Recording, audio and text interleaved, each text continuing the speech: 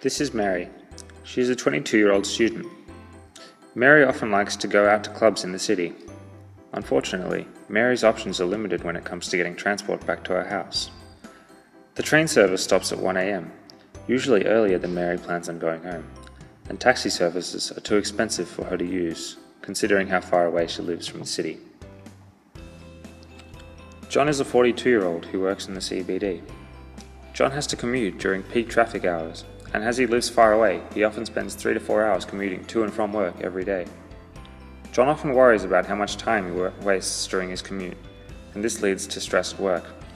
John wonders if there are ways he can spend his time better during his commute. Mary and John are just two examples of many Melburnians who find their current transport options stressful or unreliable.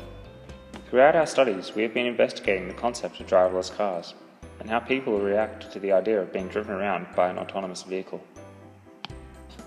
Considering the benefits that driverless cars can provide to people in need of better transport options, we decided to interview a variety of people in similar situations as Mary and John.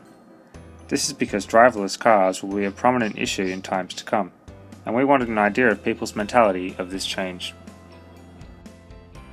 The reasoning behind driverless cars is that people would be afforded their own personal transport to and from destinations without the hassle, complications, or focus required for driving. While there appear to be advantages for driverless cars, we were also curious as to why people would be against the idea of autonomous transport. Present day, driverless cars are already being developed by select manufacturers such as Google and Tesla Automotive. Given the fact that autonomous cars could soon become a part of everyday life, it would be interesting to determine how people view the technology and how they would react to it. The most efficient way to gather the information needed was to conduct a series of interviews and questionnaires.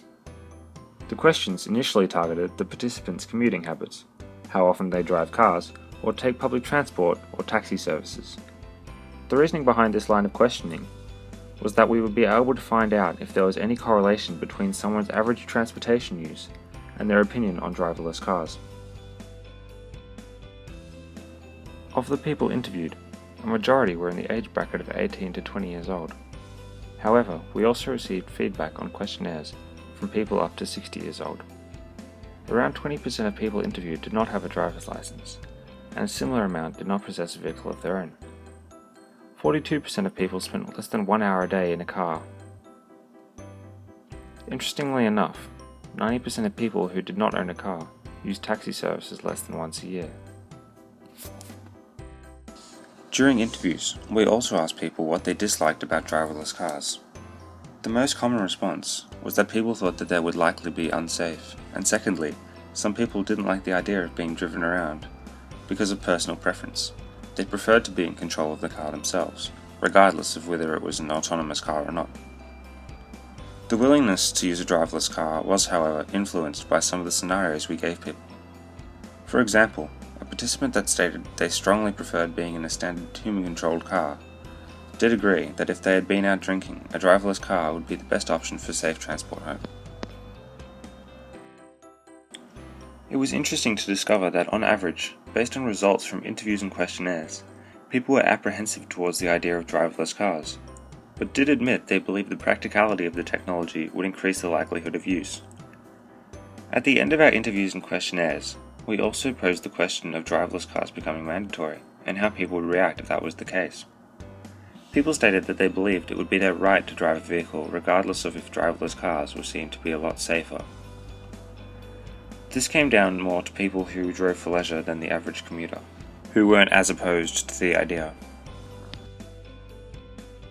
In summary, it was determined that people's attitudes towards driverless cars were seen to follow 3 common points: safety, practicality, and leisure.